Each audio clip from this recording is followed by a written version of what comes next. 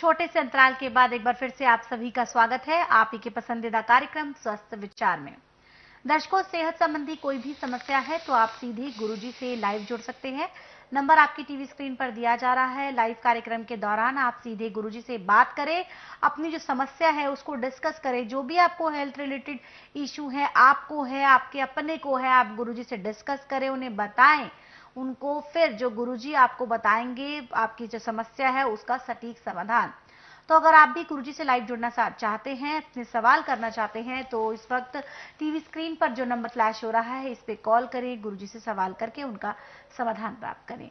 जो महिलाएं हैं गुरुजी से नाड़ी परीक्षण करवाना चाहती हैं, अपना उपचार वो करवाना चाहती हैं, उनके लिए नियम है कि जब वो यहाँ आएंगी तो सूट सलवार पहन कर आएंगी। सलवार में नाड़ा होना चाहिए, इलास्टिक नहीं।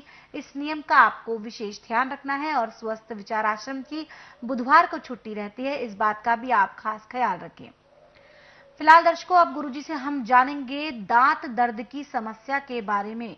दांत में जब दर्द होता है तो बहुत ही ज्यादा भयानक ये दर्द होता है। रोना निकल आता है, जान जो है वो अटकी रहती है, क्योंकि वो दर्द बहुत ही ज्यादा भयानक होता है। क्या है समस्या के पीछे के कारण? वैसे तो कारण बहुत सारे हो सकते हैं। गुरुजी से मुख्य कारणों पर चर्चा करेंगे और साथ ही साथ जानेंगे कि कैसे इस समस्या का समाधान हम घर बैठे कर सकते हैं। गुरुजी, हम बात करेंगे दांत दर्द की समस्या के बारे में। वैसे तो बहुत से कारण होते हैं, मुख्य कारण कौन कौन से हो सकते हैं और उनका उपचार बताएं। मुख्य कारण है कि आपने अभी गर्म गर्म चीज खाई और ऊपर से ठंडा पानी पी लिया जी। अब जैसे नजला जुकाम होता है ऐसे दांत सर्द गर्म हो जाते हैं, मसूड़े फूल जाते हैं, दांत हिलना शुरू हो जाते हैं जी। और भयंकर दर्द होता है। दूसरा कारण है आपकी चीनी। चीनी खाने वाले के दांतों में कीड़ा लग जाता है, और कीड़ा दांत में लग जाए तो उसमें तो बहुत भयंकर दर्द होता है जी। और कीड़ा भी दो किस्म का है। एक तो है जो कि भयंकर दर्द देता है, एक ऐसा है कि ठंडा बोलते हैं उसको, दांत को तो खाता है परंतु दांत में दर्द नहीं होता, खोल ज़्यादा हो जाता है जी। और मसूड़े के अंदर सूजन आ जाती है। और एक कारण सबसे बड़ा आपकी चाय, चाय कॉफ़ी और चीनी की मिठाइयाँ ज़्यादा खाने का। इसमें गले में, दांतों में, मसूड़ों में सूजन पैदा हो जाती है जी। तो भी दांतों में बहुत भयंकर दर्द होता है। दर्द आपको दांतों में चाहे किसी भी किस्म से है, पहले तो चीनी और ठंडी चीज़ें और ज़्यादा गर्म चीज़ों का सेवन बिल्कुल बंद कर दे। नवाई चीज़ें ले और नींबू का रस गर्म पानी में सिंधा या काला नमक डाल के और लौंग पीस के डालें, उस पानी के गरारे करें अच्छी तरह। एक गिलास के करने में कम से कम आधा पौना घंटा लगाएं। आपको दांतों में बहुत ज़्यादा आराम मिलेगा। मसूड़े फूले हैं तो उसमें भी आराम मिलेगा, यदि जख्म हो गए तो उसमें भी आराम मिलेगा। परंतु यह है कि वो करके उसके बाद आपने घूमना फिरना नहीं है, सो जाना कपड़ा ओढ़ के। जितना आपका मुंह उसके बाद बंद रहेगा उतना ही आपको आराम ज़्यादा मिलेगा। जी। फिर दूसरा तरीका इसके साथ कि जब भी आपने भयंकर दर्द हो रहा है और आपके पास नींबू नहीं है, ना गर्म पानी का साधन है, तो आप पीपल के पेड़ के पास जाइए, उसकी टहनी आंगुली जितनी मोटी ले लें, कम से कम 10 इंच लंबी होनी चाहिए।